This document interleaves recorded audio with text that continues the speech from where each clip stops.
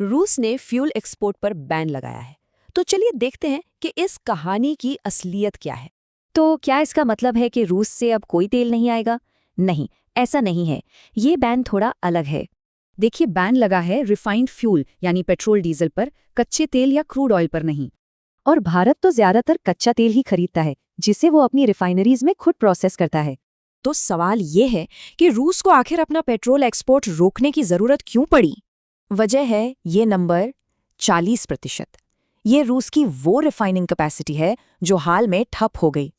और ये हुआ यूक्रेनी ड्रोन हमलों की वजह से। अब इससे रूस में ही फ्यूल की कमी का खतरा पैदा हो गया।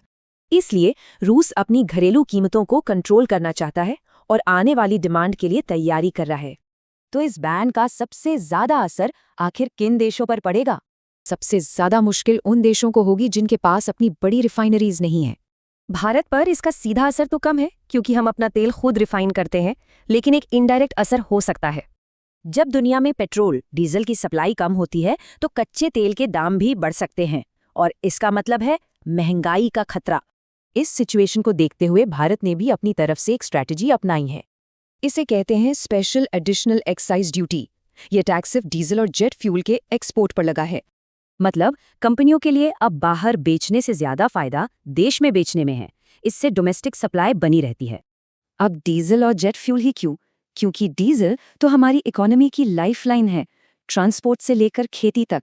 तो अगर हम दोनों देशों की स्ट्रैटेजी को साइड बाय साइड रखें तो क्या दिखता है? रूस का मकसद है अपने देश में हो रही कमी को पूरा करना और कीमतों को काबू में रखना। वहीं भारत की कोशिश है कि ऐसी कोई कमी आए ही नहीं। ये एक तरह का बचाव है। और ये दोनों कदम एनर्जी पॉलिसी में एक बड़े ग्लोबल ट्रेंड की तरफ इशारा कर रहे हैं। अब हर देश ग्लोबल मार्केट से पहले अपनी जरूरतें पूरी करने पर ध्यान दे रहा है। तो सवाल ये उठता है कि जब हर देश नेशन फर्स्ट की सोचेगा तो ग्लोबल एनर्जी कॉर्पोरेशन का क्या होगा?